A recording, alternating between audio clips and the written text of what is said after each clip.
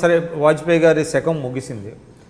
ఇటీవల వాజ్పేయి గారు మరణం సందర్భంగా, ఆయన అంతిమయాత్ర సందర్భంగా, అంటే సోషల్ మీడియాలో కానివ్వండి, మిగతా చోట్ల కానివ్వండి, అమిత్ షా గారు కాలు మీద కాలు వేసుకొని అద్వానీ గారి చూస్తా, అంతకుముందేమో మోడీ గారేమో అద్వానీ గారిని పట్టించుకోకుండా ఆయన నమస్కారం పెడుతున్నా, ఇవి చాలా సోషల్ మీడియాలో వైరల్ అయినాయి. సో దీని మీద అంటే పార్టీకి నెగిటివ్ ఇంపాక్ట్ వస్తుంది కదా. అంటే ఒక పెద్ద లోహ పురుషు లాంటి పటేల్ గారి లాంటి అద్వానీ గారిని పట్ల వీళ్ళు అనుచితంగా ప్రవర్తిస్తున్నారు అనేటువంటిది ఒకటి.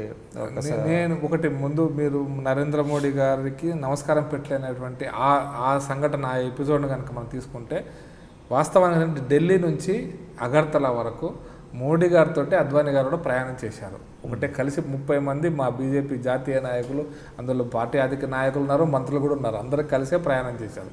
కలిసి ప్రయాణం చేస్తున్నప్పుడు 3 గంటల ప్రయాణంలో చాలా విషయాలు మాట్లాడుకున్నారు. అక్కడికి వచ్చినప్పుడు త్రిపుర మాజీ ముఖ్యమంత్రి వచ్చిన సందర్భంగా మోడీ గారు లేచి అటువైపు వెళ్తున్నప్పుడు మరొకసారి ప్రధానమంత్రిగా పోతున్నాడు కాబట్టి లేవాలనేటువంటిది అద్వానీ గారైనా ఇంకొకరైనా ప్రధానమంత్రి, మనకు ప్రధానమంత్రి, ఆ గౌరవం అద్వానీ గారు చూపించారు.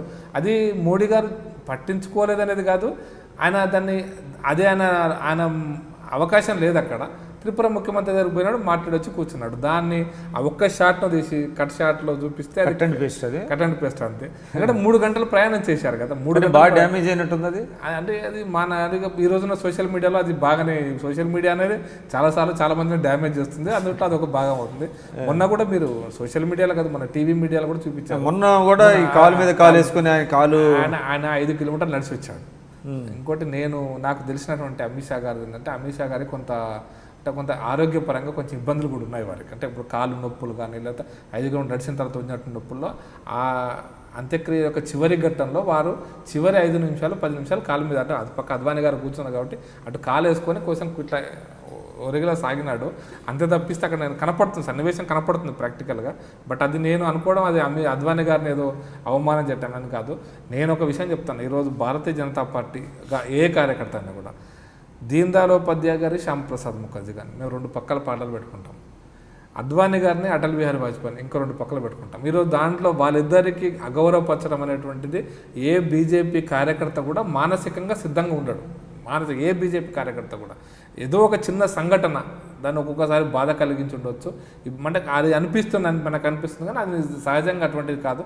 అద్వానీ గారు కూడా అట్లా చేయలేదు. మీకు ప్రాక్టికల్గా ఏంటంటే అటల్ బిహారీ వాజ్పేయి గారు కానీ, అద్వానీ గారు కానీ, ముఖ్యంగా తెలంగాణ, ఆంధ్రప్రదేశ్ విషయంలో అనేక సంఘటనలు వాళ్ళు ప్రత్యక్షంగా పాల్గొన్నారు. అనేక సంఘటనలు, కార్యకర్తలు ఇళ్ళకు పోయినటువంటి సంఘటనలు ఉన్నాయి.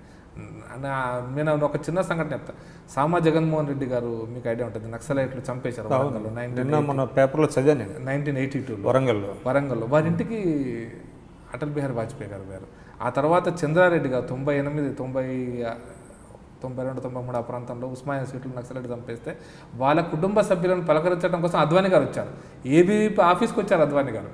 నేను అక్కడ ఉన్నాను. అద్వానీ గారు నాకు పరిచయం చేస్తున్నప్పుడు నమస్కారం పెడితే వారు ప్రతి నమస్కారం దగ్గరుండి చేయగలిపి అద్వానీ గారు నాతో చేయగలిపాడు. అంటే అంత సునిశ్చితంగా ప్రతి కార్యకర్త ఇండిలోకి పోయేటువంటి నేచర్ ఉన్న వాళ్ళు, ప్రతి బీజేపీ కార్యకర్త కానీ, సంఘ కార్యకర్త కానీ, అది ఏబీపీ కార్యకర్త కావచ్చు, వారెవ్వరు కూడా వీరి పట్ల ఖచ్చితంగా ఎటువంటి దురుద్దేశంతో మాత్రం ఖచ్చితంగా ఉంటారనేది మాత్రం నా అభిప్రాయం. ఖచ్చితంగా అది అమిత్ షా గారు కావచ్చు, మోడీ గారు కావచ్చు, ఇంకెవరైనా సరే. అంటే రాజధర్మం పాటించేటప్పుడు మోడీ గారు అద్వానీ గారు ముందున్నారు, గురువు గారు ఉంటారు. అక్కడ ప్రధానమంత్రిగా మోడీ గారు ఉపన్యాసం ఇవ్వేటప్పుడు నా గురువు గారు ఉన్నారనే ఫీలింగ్ ఉంటుంది కదా. ఆయన ప్రధానమంత్రిగా మాట్లాడతాడు. అంతే తప్పిస్తే నాకు తెలిసినంత వరకు ఎటువంటి అభిప్రాయాలు ఉండవని మాత్రం ఖచ్చితంగా చెప్పగలను. సో సోషల్ మీడియాలో కొంచెం సెన్సేషన్ ఇప్పుడు ఈరోజు కూడా చర్చ సోషల్ మీడియాలో సేవా భారత్ జరుగుతుంది, అది తర్వాత విషయం. కానీ బట్ సోషల్ మీడియాలో జరుగుతున్నటువంటి ప్రతిదీ కూడా మనం ఆ రకంగా ఆపాదించడం అయితే కరెక్ట్ కాదని అభిప్రాయం. మీరు చూస్తున్నారు ఐ డ్రీమ్ న్యూస్ని. మీరు చూస్తున్నది ఐ డ్రీమ్ న్యూస్. అంటే కళలని నిజం చేస్తూ ప్రజలకి నిజాలని కళల ద్వారా తీసుకొచ్చే ఐ డ్రీమ్కి మై బెస్ట్ విషెస్. మీరు చూస్తున్నది ఐ డ్రీమ్ న్యూస్. మీరు చూస్తున్నారు I dream channel. For more videos please subscribe I dream. మరిన్ని వీడియోల కోసం ఐ డ్రీమ్ ని సబ్స్క్రైబ్ చేయండి. Please subscribe I dream. And I am very much satisfied with the way interview went on. Kindly subscribe to I Dream. For more videos, subscribe to I Dream. And loads of fun entertainment and content. Do watch I Dream.